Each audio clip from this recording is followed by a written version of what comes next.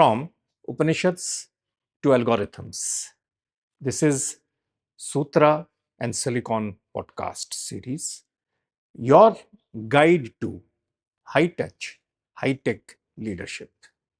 So let's begin. Today, in podcast 4, we will cover India's first ever neural network and its impact on the leaders of today. Well, this tiny device has parts from a dozen countries. It has been shipped over 5 oceans, and it has got codes which have been prepared over 5 continents. And every day it is updated in servers whose location you are really not knowing.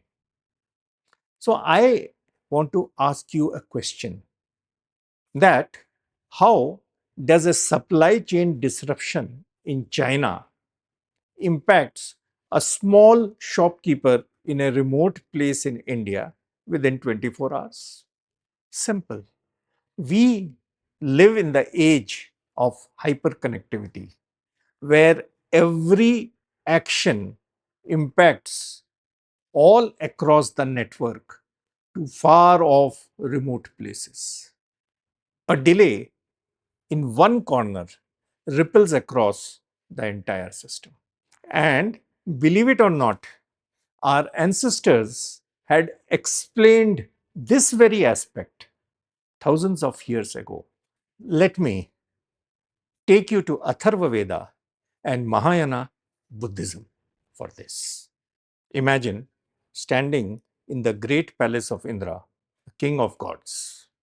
Above you hangs a breathtaking sight, a vast, infinite web stretching across all directions.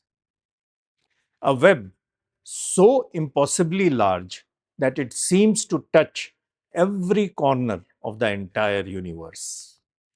And now, at every intersection of this web hangs an incredible jewel, a diamond. Not just any diamond, it is a diamond which is polished, flawless, like a mirror, which can reflect everything 100%. Now, here's the magic. You gaze into one jewel, you do not see a reflection of yourself. You see a reflection of all the other jewels. And in that reflection, you see further reflection of all the more jewels in the world. Can you imagine that?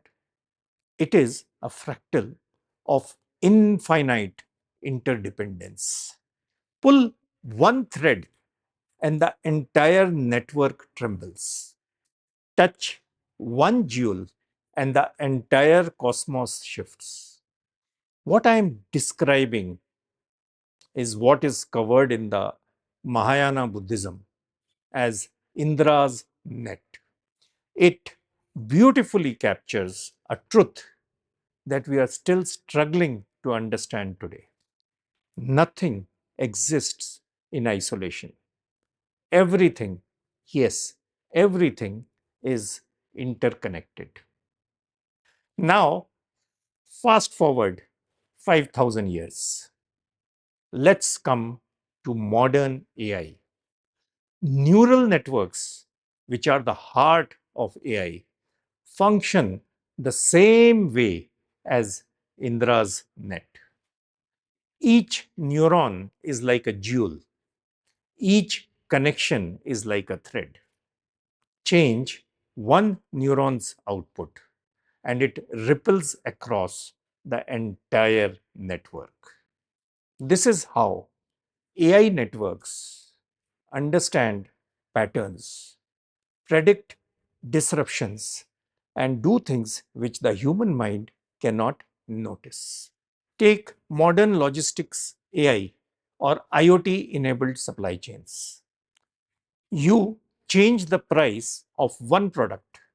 AI immediately predicts the impact on customer sentiment in Delhi, the inventory turnover in, say, Ranchi, the change in stock price in Mumbai, and the competitor moves on a mission. Awesome. It is exactly like Indra's net. One jewel glows differently and it impacts the entire network. That is why AI has become the most powerful pattern detector. Not because it is magic, but because it understands the network, not just the node. So, what does this ancient story mean for leadership of today? Again, there are three things which I would like to bring out. One, stop silo thinking. Most leaders try to fix a problem department by department. Sales are down, change the sales department. If there is a problem in marketing, look at the marketing department. If operations are slow, fix the operations. But this is a trap.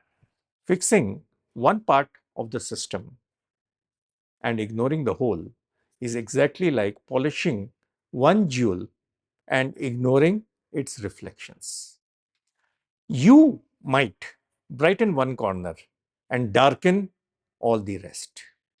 Second, every decision that you make is a ripple. Move one deadline and the work schedule of another team shifts. Launch one campaign and the supply chain feels the heat. Cut cost in one function and another department bleeds silently. Leaders must start seeing relationships, not just the results. Number three, use AI to see the whole net. AI can now map patterns, relationships, activities all across your network. A brilliant leader does not ask, how do I resolve this issue? Instead, he asks, how does this issue impacts everything else? That is system thinking. That is leadership in a connected world. That is all for this episode. In the next episode, we will visit Swami Vivekanand. Yes, we will learn about how to focus in this age of distraction. Till then, see you. Bye. Thank you.